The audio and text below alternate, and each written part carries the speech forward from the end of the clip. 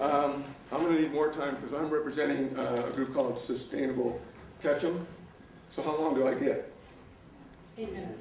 8 minutes. Oh, seven and a half. No, this is going to be about 5 minutes. ConBobBrennan. Ms. Brennan, was there a picture too that you passed around? Because those will have to be part of the record too. Oh, they want them? Well, we have to have it. We have to have the picture. So when they're done, they need to get back to the. They've got 2 copies. Hang on. Oh, thank you. This is going to be 7.5 minutes, but it is long. I guess because. And Bob, you need to just tell me your address, thanks. Oh, 304 East Canyon. Thank you. Orange Springs. It is long because I've spent about 11 months on this and spent a lot of time, and so I'm going to take my 5 minutes here. So to begin with, I would like to state that I believe the current Planning and Zoning Commission members are all trying to do what they believe is in the best interest of our community. Therefore, I would like the P&Z to know that my statement is written with all due respect to all of you. I do oppose the Warm Springs Ranch project as currently presented. Excuse me. There have been editorials by the Mountain Express saying that people should not oppose hotels. Doug Brown of Wood River Economic Partnership has sent letters out calling people who oppose this project negative NIMBYs and saying we don't even live here. This simply is not true. Let me make it clear that the vast majority of the people who oppose this project live here and do not oppose hotel projects. The citizens who are opposing this project feel that this commission is not really listening to them, and that the decision to approve the project as proposed is already a done deal.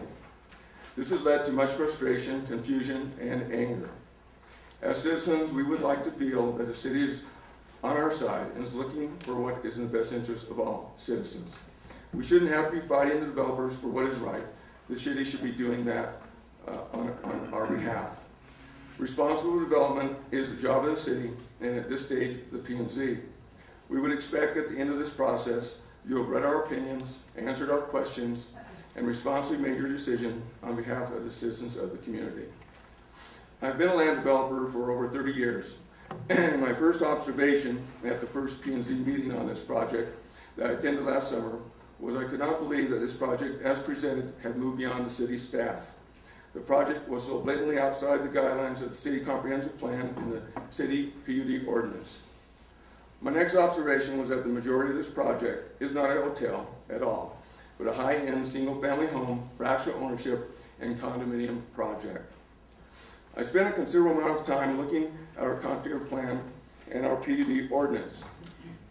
In my opinion, and of those that I represent, this project is not in conformance with the comprehensive plan, which, although it is not law, is a guideline for the PZ in their decision-making process. The PUD ordinance, however, is law, and therefore you must be sure it is protected and respected. I would like to discuss just one of the PUD ordinances, and that is standard number 4. It reads, the developments, well, before I say that, the things I sent out to you folks are pictures of the applicant's project in Park City, and it's at this time the pictures, it was 7 stories high. Anyway, it reads, the development shall be in harmony with the surrounding area.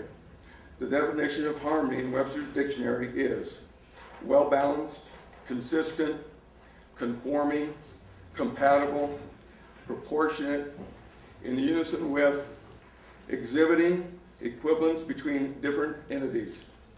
We do not believe that anyone can look at a 93-foot, 8-story structure that is approximately 500,000 square feet, 10 times the current YMCA, and believe that that structure is in harmony with the surrounding area. The developer will tell you that this building will be different, but an elephant is an elephant, and 500,000 square feet is 500,000 square feet. Regarding annexation, the city needs to recognize that 67 of the 77-acre parcel is in the county and is zoned recreational. That means that the applicant could not do any development with that zoning.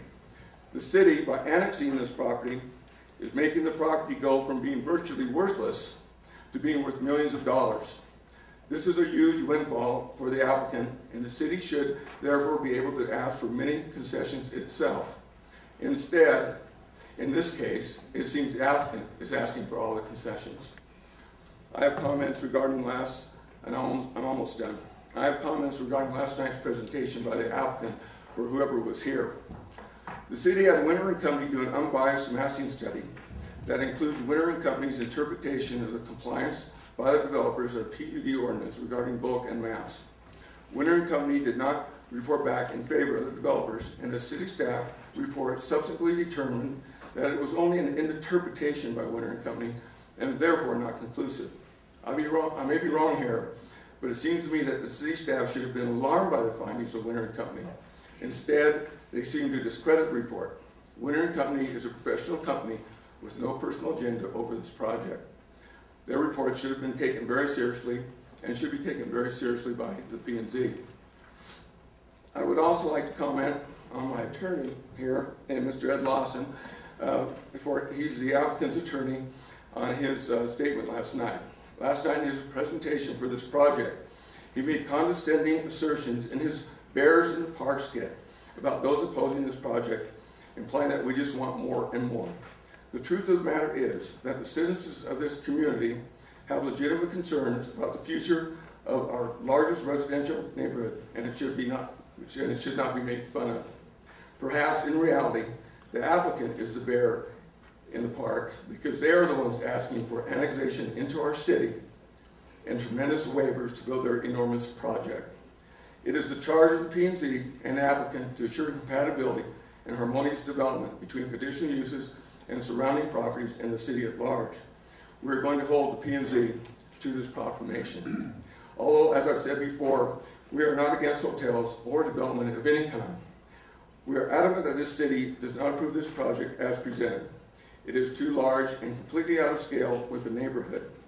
The visual impact is hard to imagine. We will take every action necessary to stop this, including our legal rights.